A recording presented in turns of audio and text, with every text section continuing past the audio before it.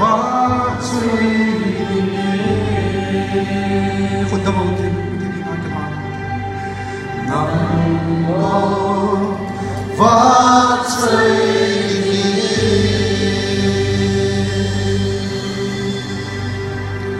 có hú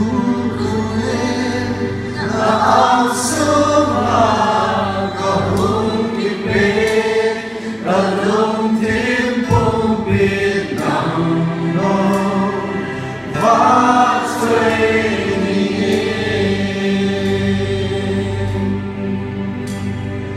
nằm mơ và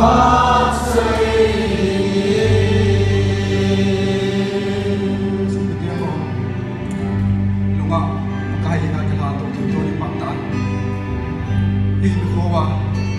thì lung lung khó hết, ipiti lao vậy, họ sẽ nhận thấy na, tao tin lung rằng là tôi nhập phát ta,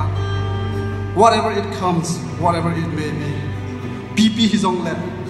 bona pati hinga surrender le bona pati hinga, ikipi lo na he, hi mo de macam boy tôi nhập phát ta, na velen pati hinga, beauty,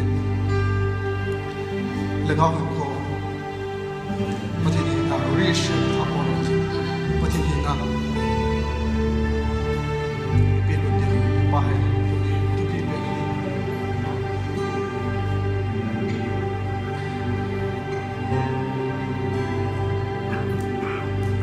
alugel ito lekasir na ho ay pu'y manzi